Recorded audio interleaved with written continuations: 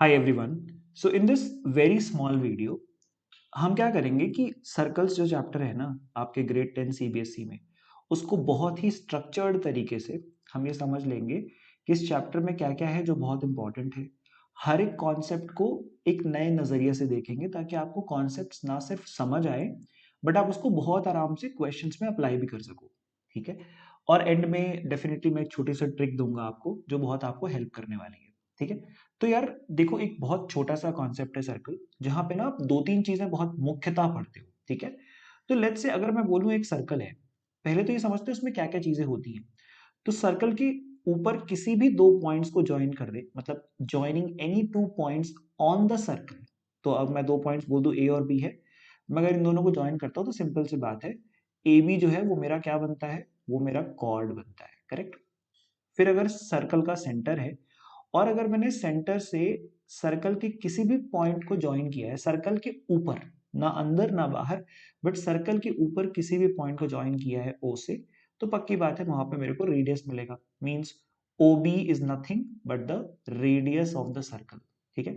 एक और बात है कि अगर कोई कॉर्ड है जो सर्कल के सेंटर से पास हो रहा है, तो मैं इसको अगर सी डी बोल दूं, तो सी डी जो है वो मेरा क्या है, डायोमीटर है, if I am not wrong. ठीक है। अब कुछ और चीजें हैं जो हम फर्दर इस चैप्टर में पढ़ेंगे, बट अब एक बहुत प्यारा सा कॉन्सेप्ट आता है कि जैसे एक पॉइंट जो होता है ना वो सर्कल के रिस्पेक्ट में तीन जगह पे लाई कर सकता है। It can lie outside the circle. ठीक है। एक पॉइंट है जो सर्कल के बिल्कुल ऊपर लाई करेगा, मींस ऑन द सर्कल। ठीक है। This point is actually outside the circle, मैं अगर इसको और प्यार से बोलूं। और ये वाला जो पॉइंट है ना, it is on the circle. ठीक है।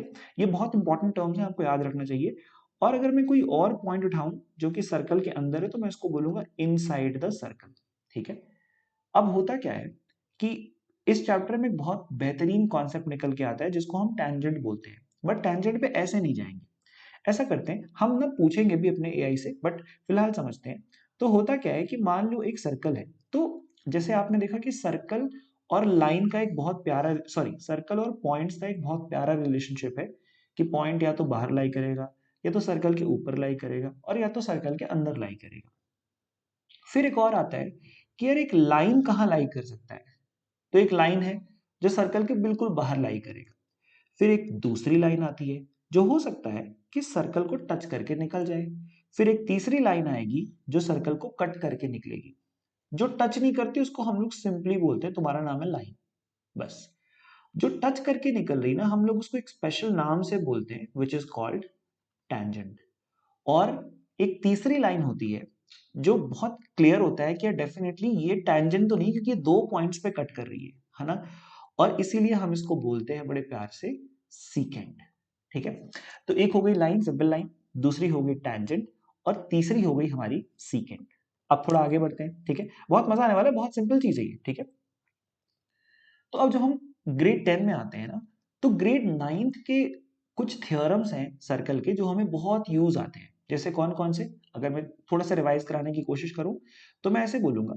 एक आपने थ्योरम पढ़ा होगा 9th क्लास में सर्कल के, जहां पे आप बोलते थे कि अगर हमने सेंटर से कोई परपेंडिकुलर ड्रॉ किया है, किसके ऊपर, अगर हमने सेंटर से कोई परपेंडिकुलर ड्रॉ किया है किसी कॉर्ड के ऊपर, मतलब अगर मैं इसको बोल दूं ये पॉइंट ओ है which is centre of the circle, और मैंने कोई परपेंडिकुलर ड्रॉ किया है ए बी के ऊपर, मतलब अगर मैं बोल दूं कि O M is perpendicular to A B, if, तो इसका मतलब ये होता है this implies that A M will be equals to M B. This is extremely extremely important to understand.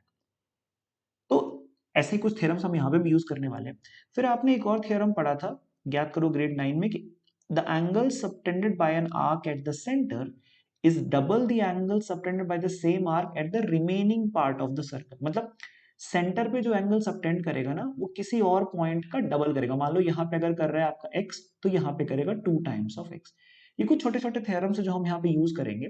एक और थ्योरम आपको याद होगा कि यार बड़ी प्यारी सी बात है कि angle on the same segments are equal. तो मान लो किसी एक सेगमेंट में बहुत सारे एंगल आपने बनाए हैं, ये वाला एंगल, ये वाला एंगल, ये वाला एंगल, तो ये सारे एंगल्स ना बराबर होते हैं। बड़ी प्यारी सी बात होती है ये सारे थ्योरम्स ना एक बार आपको, मुझे लग रहा है ग्रेड 9 के थ्योरम्स आपको रिवाइज करने चाहिए, बहुत इंपॉर्टेंट है। ठीक है। अब वापस आते हैं अपनी ग्रेड 10th की स्टोरी पे, ठीक है। तो स्टोरी शुरुआत हुई, मैंने स्टोरी का ना आपको थोड़ा सा क्या बोलते हैं ट्रेलर ना यहीं पे दे दिया था कि हम इन तीनों में से किसी एक चीज के बारे में बात करने वाले हैं। तो पहली तो हो गई लाइन, दूसरी हो सकती है कि हम टैंजेंट के बारे में बात करें, और तीसरी हो सकती है कि यार हम सीकेंट के बारे में बात करें। तो हमने बोला नहीं नहीं नहीं भाई, टैंजेंट तो हमारा बहुत ही फेवरेट है, तो हम ऐसा करते हैं, हम टैंजेंट के बारे में बात करते हैं, बहुत मजा आएगा। तो हम ना टैंजेंट के बारे में बात करेंगे अब, ठीक है, तो क्योंकि इससे तो बहुत मजा आएगा। तो let us go to the tangent part. अब टेंजेंट की एक बहुत प्यारी सी कहानी है, सुनना। तो जो पहला, अब इसमें ना चैप्टर में सिर्फ दो थ्योरम्स है, टू थ्योरम्स, दैट्स इट। उसके ऊपर कुछ नहीं है, मतलब ये चैप्टर पूरा फिनिश है अगर आपने ये दो थ्योरम्स बहुत अच्छे से समझ लिए तो। थ्योरम नंबर 1 ये कहता है, ठीक है, जो T1 है, विच इज थ्योरम नंबर 1, वो ये कहता है कि अगर मेरे पास एक सर्कल है, सिंपल सी बात है, अगर मेरे पास एक टैंजेंट है, सिंपल सी बात है, तो यार टैंजेंट जहां पे सर्कल को टच करता है ना, मान लो पॉइंट P, तो उसको हम लोग बोलते हैं पॉइंट ऑफ कांटेक्ट, ठीक है। उसको हम लोग क्या बोलते हैं, पॉइंट ऑफ कांटेक्ट, ठीक है। अब पॉइंट ये है कि अगर मान लो एक टैंजेंट था जिसका नाम था AP, जिसने सर्कल को P पे टच किया, ठीक है, तो ये बहुत ही क्लियर बात है कि अगर उस सर्कल को P पे टच कर रहा है, मतलब पक्की बात है कि अगर अगर अगर अगर अगर अगर मैं इसका सेंटर को O सपोज कर लूं, बहुत ही क्लियर बात है, तो जो रेडियस होता है ना वो टैंजेंट के परपेंडिकुलर होता है। This is very important to understand. मतलब जो पहला थ्योरम है वो ये कहता है कि टैंजेंट जो होता है, ठीक है, इज परपेंडिकुलर टू रेडियस, कहां पे कहां पे कहां पे, at the point of contact, at the point of contact. ये सबसे सिंपल, सबसे इजी, सबसे बढ़िया थ्योरम है, ठीक है ना। तो मान लो अगर अब किसी ने सवाल पूछा कि अरे भाई हमने यहाँ पे एक टैंजेंट बनाया था, तो क्या ये किसके परपेंडिकुलर होगा, अरे कुछ नहीं, वहां पे आप एक रेडियस बना दो, वो उस रेडियस के परपेंडिकुलर होगा, मतलब ये वाला एंगल हमेशा 90 डिग्री होएगा। बहुत बेसिक सी बात है, ठीक है। अब आते हैं इस पे थ्योरम नंबर 2।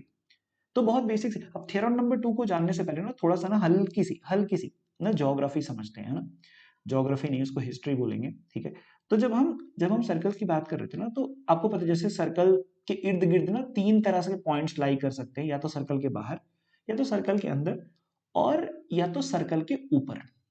अब इसी तरह से ना अगर आप देखोगे तो आप अलग अलग जगहों पे कितने नंबर ऑफ टेंजेंट्स बना सकते हो। जैसे अगर पॉइंट सर्कल के अंदर है तो वहां से आप कितने टेंजेंट्स बना सकते हो, बिल्कुल नहीं, एक भी नहीं बना पाओगे। देखो हम थ्योरम नंबर 2 पे आते हैं, रुक जाओ, है ना।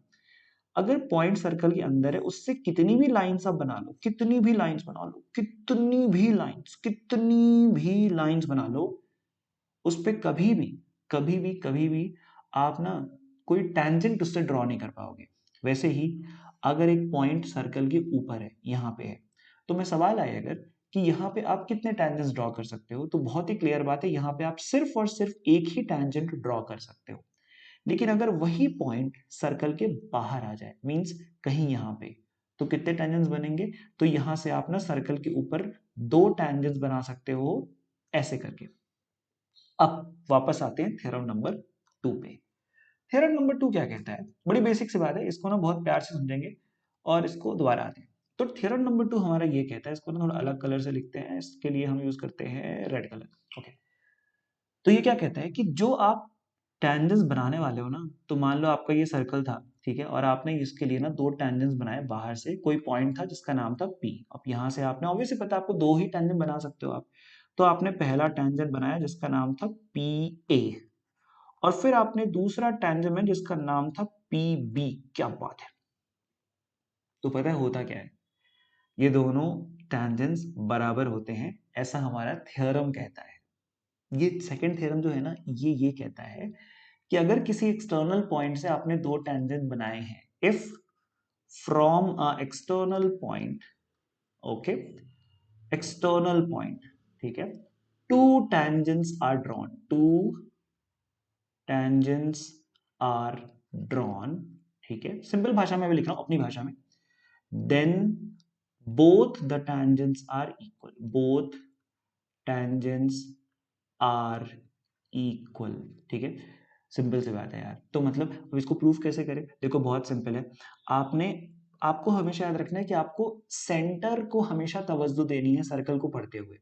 तो मैंने क्या किया, मैंने कुछ नहीं, मैंने सेंटर से ए को ज्वाइन कर दिया, मैंने सेंटर से बी को ज्वाइन कर दिया। क्यों किया मैंने ऐसा, बताता हूँ। क्योंकि मुझे पहले वाले थ्योरम ने बोला है कि अगर रेडियस को अगर आप बनाते हो पॉइंट ऑफ कांटेक्ट पे टेंजेंट के, तो वो उसके परपेंडिकुलर होता है। मतलब ये वाला 90 डिग्री है, क्लियरली ये वाला भी 90 डिग्री है। अब अगर ये दोनों 90 डिग्री हो गए, तो बहुत बेसिक सी बात है कि अगर मैं ओपी को ज्वाइन करूंगा, तो मेरे को समझ में आ गया कि ये दोनों ट्राइंगल्स कॉन्ग्रुएंट है। क्यों? क्योंकि पहली बात तो ये 90 डिग्री है और ये भी 90 डिग्री है। दूसरी बात, इसकी एक एक लेंथ दोनों की बराबर है, OA is equal to OB है ना। देखो ध्यान से देखो, तो OA जो है वो किसके बराबर है? OB के बराबर। क्यों? क्योंकि दोनों के दोनों रेडियस है। Point number 1। Point number 2, angle OAP is equal to angle OBP, दोनों के दोनों 90 डिग्री है। और ऐसा किसने कहा? ऐसा हमें थ्योरम नंबर 1 ने बताया कि रेडियस जो होता है वो टेंजेंट के परपेंडिकुलर होता है। ठीक है। अब तीसरा पॉइंट आता है which is OP is equal to OP, क्योंकि ये बहुत ही कॉमन साइड है ना, ये दोनों ट्राइंगल में कॉमन साइड है। तो मैं बहुत ही क्लियरली बोलूंगा कि triangle OAP is actually absolutely congruent to triangle OBP। बहुत इंपॉर्टेंट पार्ट है ये। अगर आपको ये बन गया, सब कुछ बन गया। अगर जैसे ही आपने ये प्रूव किया, तो CP/CT से ना आपने ये दोनों ट्राइंगल्स, या फिर आप कह लो ये दोनों साइड्स को आपने इक्वल बता सकते हो। तो बहुत इजी सी बात है ये, आई थिंक सबको क्लियर हो गई होगी। और thank you so much. And बस इतना ही है, दो ही थ्योरम्स है जो बहुत इंपॉर्टेंट है। फिर कुछ और छोटे मोटे टाइप के क्वेश्चंस है जो आप करते हो, वो डेफिनेटली आप प्रैक्टिस करना, और then will come up with more such questions in the upcoming videos, या फिर more such concepts. Thank you so much, have a good time.